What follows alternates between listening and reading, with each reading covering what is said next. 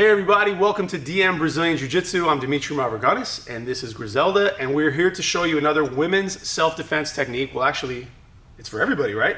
It's not just for women, but it's on our women's self-defense program, and this is a wall pin or a wall choke defense, okay? So we put a 1-minute video out. You might have seen it. If you haven't, check it out.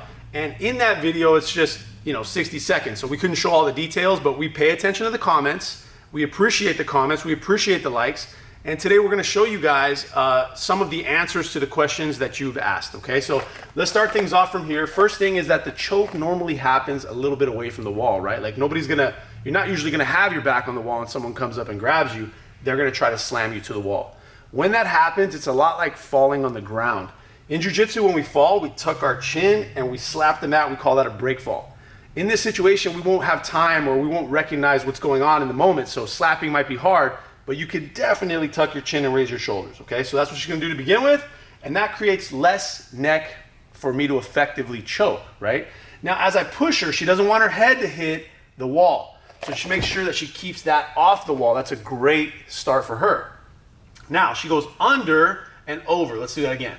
Under one arm, over the other arm, at the thinnest part of the wrist. And she's using something called a monkey grip, which means she's hooking with all her fingers, not a C grip. If she uses the C grip, let's take a look. C grips have openings, and the openings in this case are perfect for me to slip out from, okay? So she wants to hold again with the monkey grip, and it's a little harder for me to move my hand out that way. Now she does what we call a cover. She covers my fingers with her fingers and tries to fish out the weakest link, okay? So from right here, notice her grip. It's pinky on top, thumb on bottom. If you flip your grip, it's not gonna fly. It's gonna be much harder to break that finger, but if she gets the inverted grip like this, now her goal is gonna be to squeeze and slowly pull that to the back of my hand. And that makes me immediately wanna take my hand off because I feel like my finger is gonna break, okay? So one more time, let's come out here.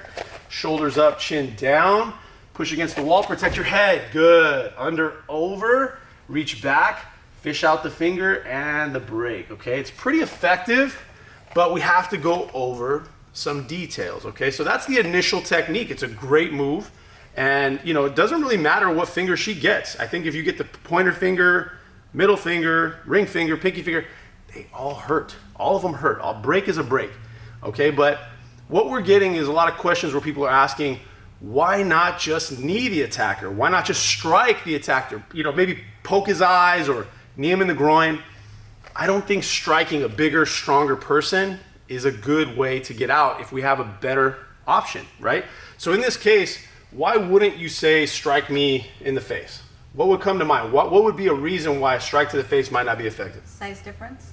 Size difference? What else? You're against the what? The wall. Exactly. Reach back.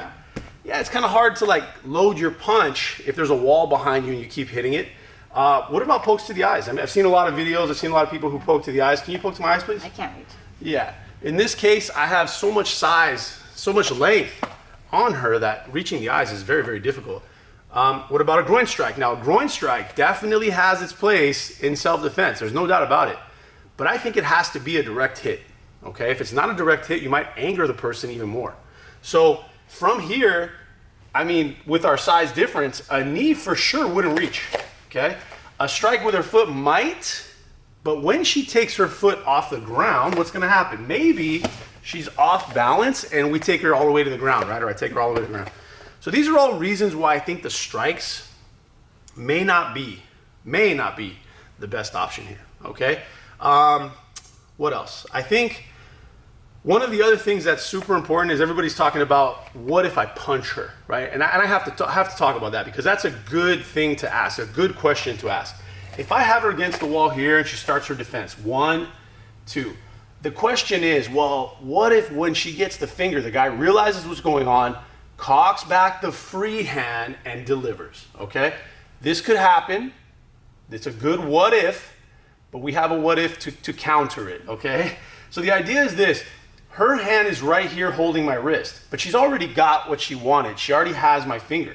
Now, on this side, if it was a race to her head, I want to punch it and she wants to protect it, she should win that race. And notice what she did here. This is called a cover block. Let's turn a little bit.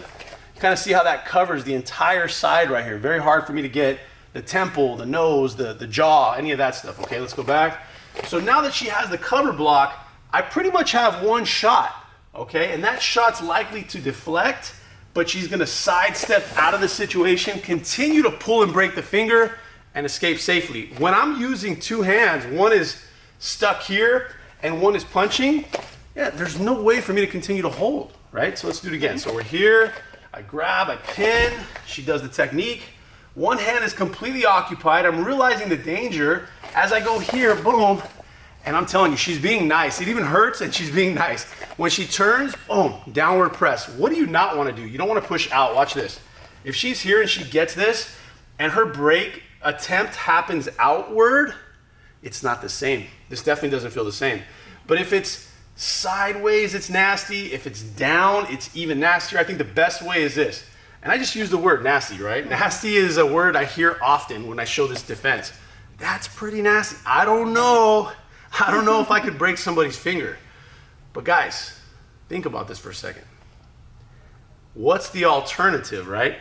If she doesn't break my finger in this situation, the alternative is far more nasty. So bottom line is you don't really have a choice. You have to do what you have to do. We've all heard that, right? So let's do it again. So we're here, same thing, I pin, boom, she covers my wrist, make sure I don't escape. She grabs the single digit, and as I go to punch, she protects and breaks, okay? I wouldn't come back in after that. The goal of our programs is to get home safe. It's not about winning the fight. That's not what we want. We want to make sure we're safe, we get home, and we get to our families and loved ones, and we're good, okay? What else? One more thing.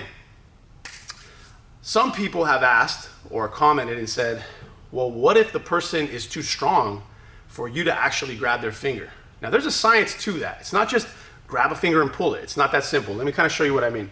So with one hand right here, okay, this is, say, the attacker's hand.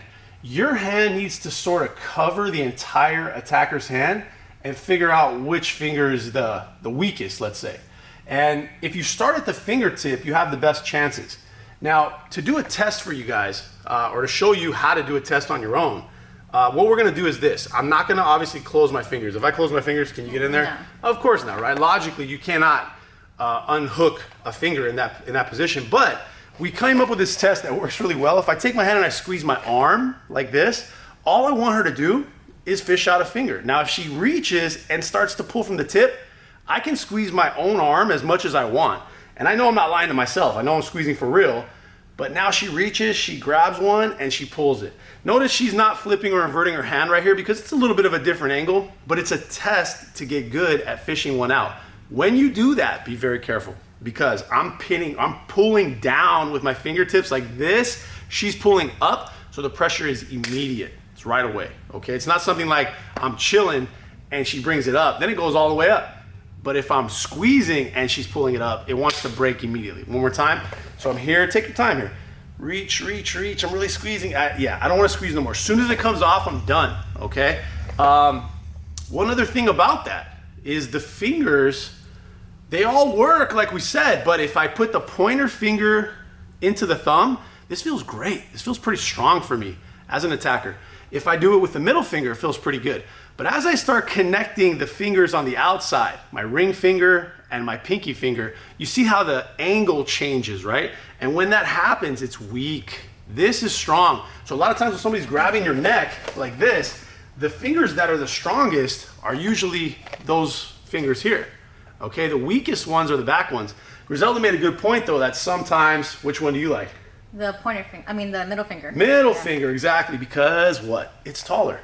It's taller than the rest and might feel easier to pull. If you can get that one, great. If you can't get that one, even in the test, go to the smaller fingers. And I think you're gonna have success there. Okay, so this pretty much covers what we wanna show you guys on today's lesson. And we hope you guys enjoyed it. We would appreciate a like, a comment, and if you can subscribe, that would be awesome. And we'll be back very, very soon with another video. You guys take care. See you on the mats.